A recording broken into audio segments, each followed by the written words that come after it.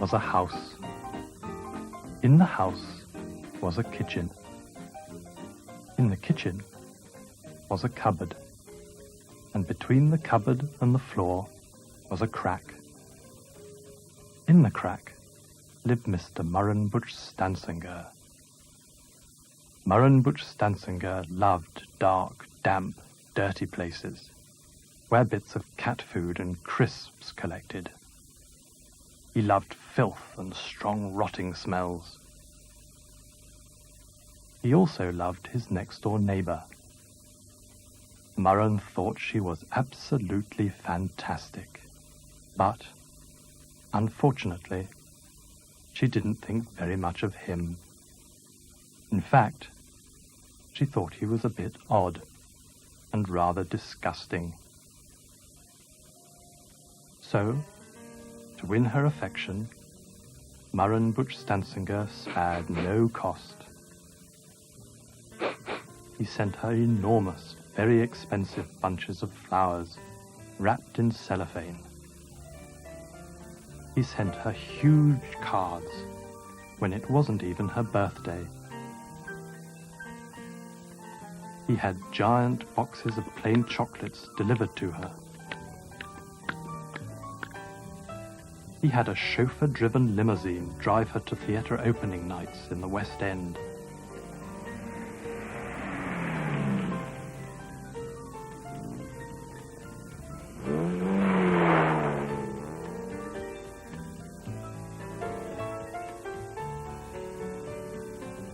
He even rang her up and asked her if she wasn't doing anything particular, would she like to join him for dinner, but she always said no. One day, he met her by the larder door. He suddenly realized that she wasn't anything special. So he smiled and said, "Hello," and wasn't it a cold day? She looked at him and realized he wasn't odd at all. In fact, he was rather nice. For the next few weeks, she tried everything to win his affection. She offered to clean his home. She offered to cook him Chinese meals.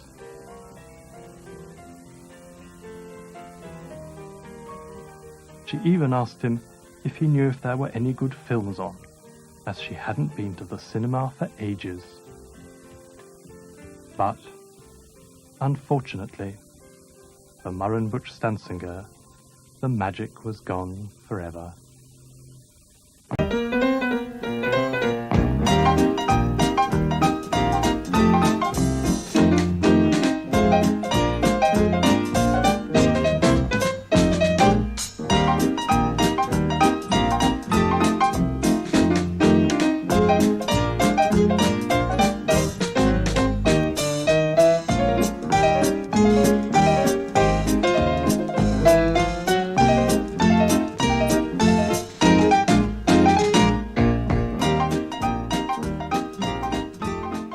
One morning, Murun Buchstansangur woke up with a huge red spot on the end of his nose.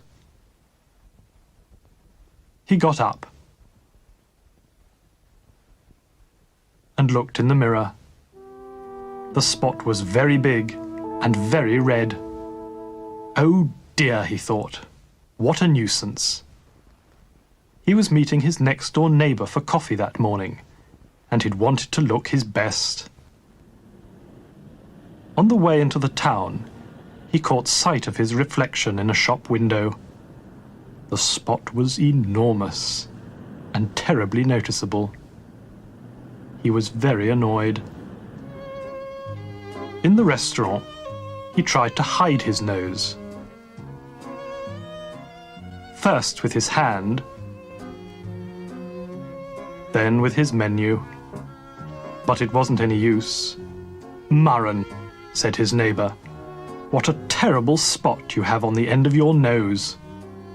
"I know," said Murun. He was awfully embarrassed. In the afternoon, he was to go for a walk with a friend. When she looked at him, she screwed up her face. "Ugh," she said. "You've got a horrible spot on the end of your nose." "I know," said Murun. He felt dreadful. That evening, he had to meet his cousin Rossiter for a drink. Rossiter peered at Murun over his spectacles. "Ha!" he said. "Did you know you had an ugly great spot on the end of your nose?" "Yes, I did, thank you, Rossiter," he said. He was very upset, but he didn't show it. Why are people so tactless? He thought. When he got home, Murun Buchstansangur looked in the mirror again. The spot looked bigger and redder than ever. He went straight to bed and covered himself with his blanket and tried to forget. But even years later, when he was alone, Murun often felt a cold shiver shoot down his back, and he would cringe with embarrassment as he remembered that dreadful morning when he woke up with a huge red spot on the end of his nose.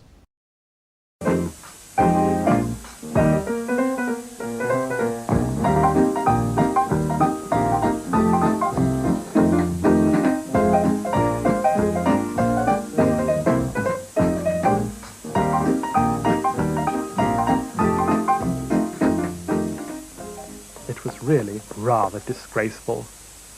Murun Buchstansangur had some silly little obsessions. He found it very hard to go to sleep unless he first checked that all cupboard doors were shut and that his bedroom curtains were tightly closed. He knew it was ridiculous, but if he left a cupboard door ajar or the bedroom curtains askew, he just couldn't get to sleep. He would lie awake in the darkness, imagining those yawning black chasms through which some unspeakably hideous nuisance might emerge at any moment.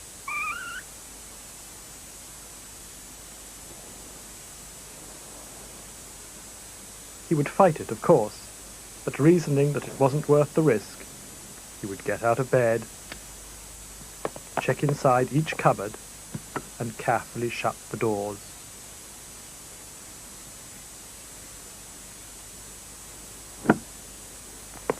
He would inspect behind each curtain and meticulously draw them closed.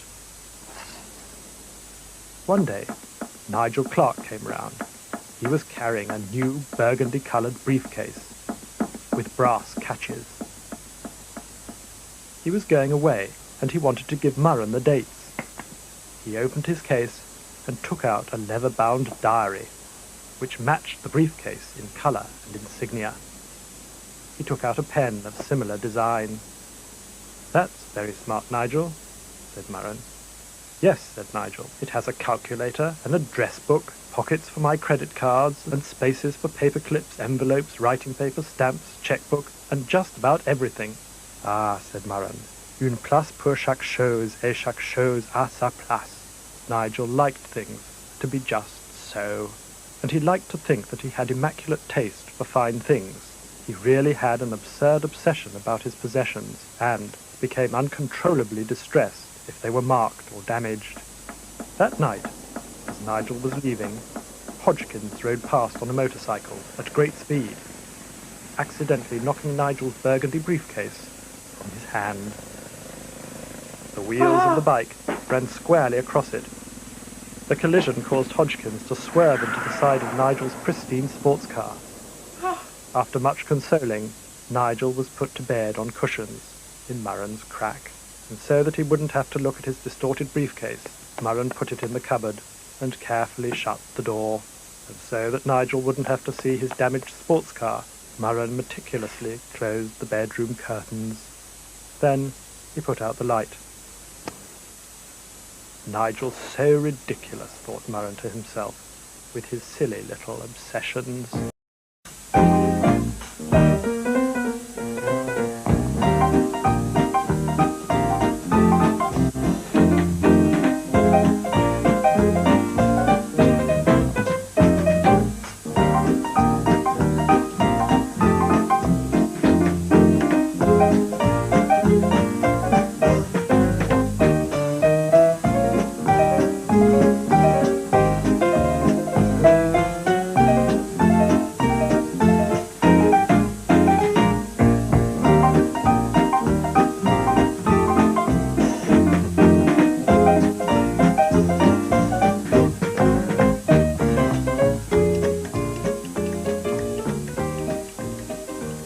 Spring morning, and Murun Buchstansangur got up early to organise his bits and pieces in the crack where he lived.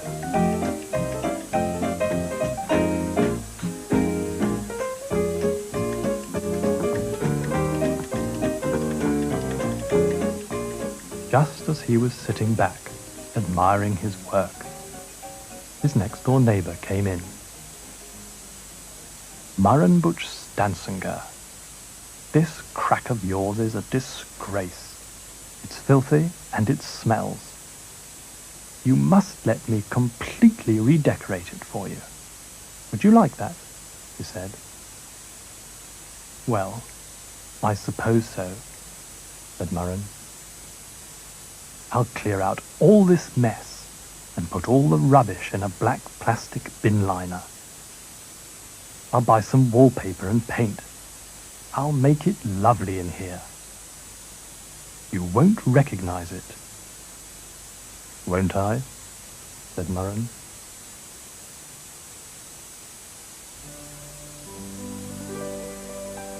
The next day, Murun Buchstansangur's neighbour came round.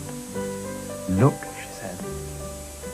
I've got some beautiful wallpaper and matching curtains. I've got some rush matting for the floor and a big round paper lampshade. What do you think? Very nice, said Murun, and he went out for a long walk.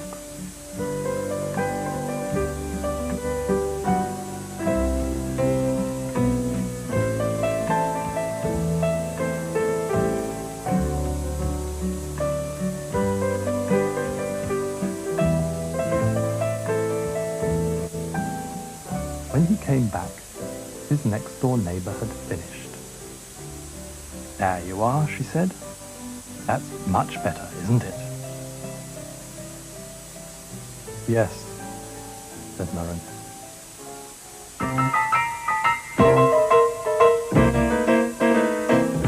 The following day, Murun Buchstansangur's neighbour came round again.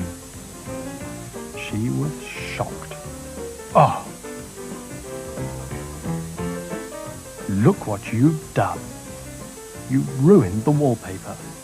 You've got mess all over the floor.